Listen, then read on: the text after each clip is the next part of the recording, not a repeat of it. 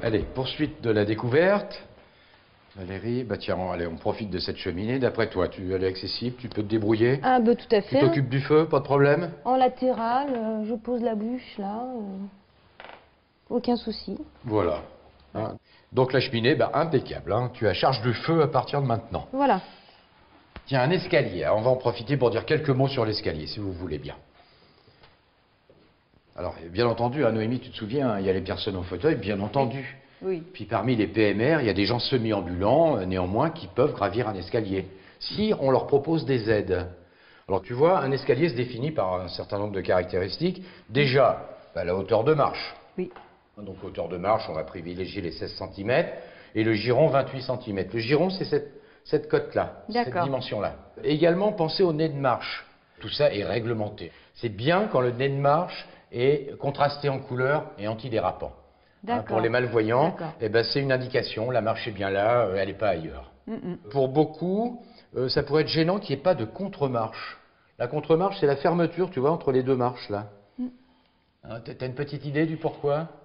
Ça peut être angoissant quand tu montes les marches, d'avoir ce vide en dessous de toi. Oui, tu as complètement raison. Complètement. Et également, il y a une autre raison, c'est que si par exemple j'avais un pied dont mes releveurs ne fonctionnent pas, j'ai pas le potentiel à lever cette jambe. Donc tu vois, je vais mettre mon pied gauche sur la marche et mon pied droite, donc je vais pousser avec ma jambe gauche. Je ne peux pas, je coince. Qu'est-ce que je fais? Je suis obligé de tirer mon pied. Voilà. Même si cette jambe m'offre encore un appui qui me permet de passer l'autre jambe, mais là, à nouveau, je coince. Donc l'utilité, même la nécessité d'une contre-marche. Oui, finalement. oui. D'accord. On peut plus de nos jours créer un escalier sans tenir compte de ces paramètres-là. D'accord. Également, et ensuite on a terminé, pour un hémiplégique droite, hein, à droite son bras ne fonctionne pas, là ben, il va essayer de se débrouiller à la montée avec cette main courante-là, mais à la descente... Il ne peut pas. À la descente, donc j'ai dit droite, à la descente, c'est quelque chose d'acrobatique, limite dangereux tout ça. Hein.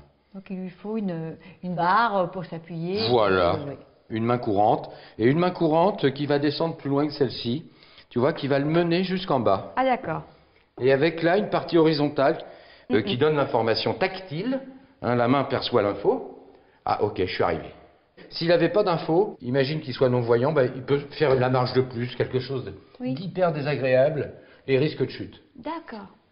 Pour d'autres, ça sera cette partie horizontale, je suis arrivé, ouf, je respire, je me repose, et je continue mon cheminement. Je sais où je suis. Voilà. Ne pas oublier également que les nez de marche, tu vois le nez de marche, c'est cette petite pointe là, doit être contrasté en couleur et antidérapant. C'est tellement mieux pour les non-voyants et pour tous les autres.